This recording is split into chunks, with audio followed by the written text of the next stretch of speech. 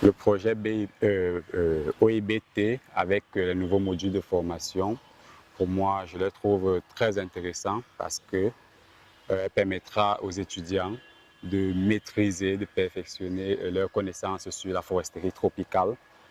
Deuxièmement, de se positionner, d'être performant, de répondre de manière efficace aux appels d'offres, de manière efficace à l'emploi et également de gérer de manière durable les ressources naturelles pour pouvoir atteindre les objectifs de développement durable. Moi, je dirais que le projet OIBT est vraiment, en fait, c'est pertinent en fait.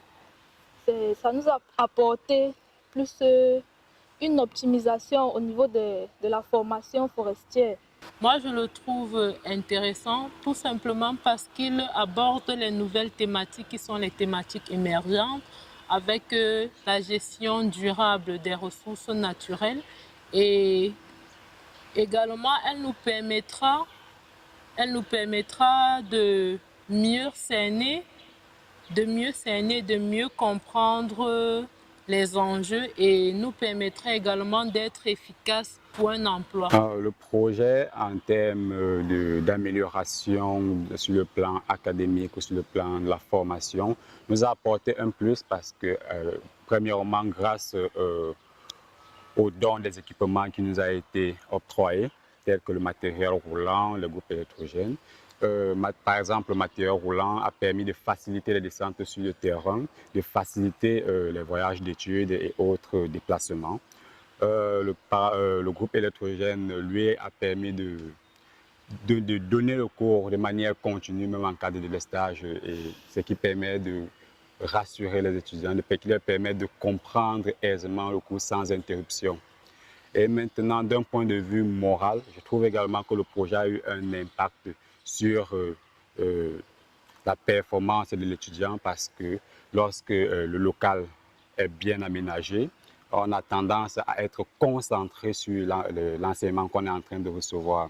Et également, on a une dette morale envers la personne qui nous octroie ce don-là parce qu'on lui doit du rendement.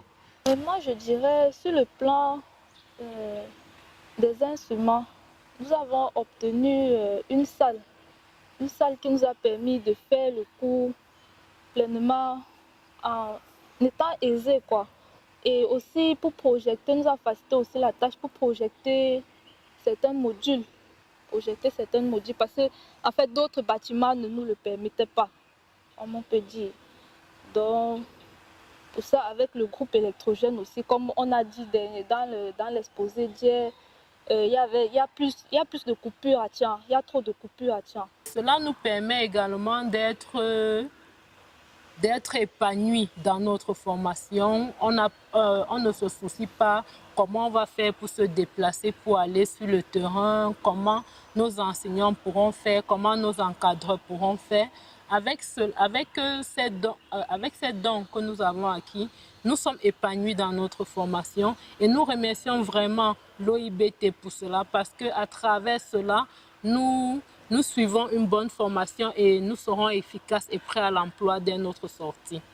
Pour soutenir la formation dans la sous-région, pour moi, une organisation telle que l'OIBT, à travers le RIFEAC et d'autres institutions qui soutiennent la formation, je dirais qu'il devrait regarder l'aspect pratique. Il faudrait que l'OIBT, à travers le RIFEAC, essaie de nouer des partenariats avec des organisations privées, professionnels exerçant dans la foresterie, afin que nous puissions de temps en temps passer un certain moment pendant peut-être les périodes de stage. J'approuve aussi cette initiative d'inviter les étudiants.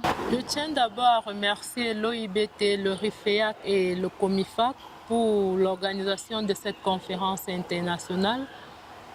Nous les remercions également de nous avoir invités et de nous avoir écoutés par rapport aux défis, aux challenges que nous devons affronter ou qui nous restent à affronter. Nous les remercions pour tout ce qu'ils ont fait pour nous jusqu'ici. Nous leur demandons de ne pas s'arrêter là, de continuer. C'est bien vrai, ils ont déjà fait à un certain niveau, mais cela reste insuffisant à notre humble avis. Nous leur remercions pour cela et nous leur demandons d'aller de l'avant et surtout aussi de ne pas s'arrêter. Parce qu'en chemin, il y a des difficultés et face à ces difficultés, qu'ils puissent les traverser et continuer à investir pour une bonne formation et avoir demain des experts efficaces. Je dirais que dans 5 ans, 10 ans, avec la formation que je reçois actuellement, avec les encadreurs professionnels qui sont tout autour de nous et qui sont disposés à nous écouter, à nous donner des conseils sur la vie professionnelle, avec les nouveaux modules qui sont en place et qui d'ailleurs sont déjà intégrés dans nos unités d'enseignement. Je dirais que j'aurai une bonne formation, je n'aurai pas la difficulté à m'exprimer sur le terrain, je n'aurai pas la difficulté à prouver aux opérateurs économiques la valeur que je suis et de produire un bon rendement. Quand je vois les modules, quand on fait cours, je me sens déjà capable d'être sur le terrain, de faire beaucoup de choses. Je me vois être une forestière sûre, une forestière prête, une forestière prête à l'auto-emploi en créant par exemple des bureaux d'études et pourquoi ne pas employer également ceux avec qui nous avons suivi une formation forestière.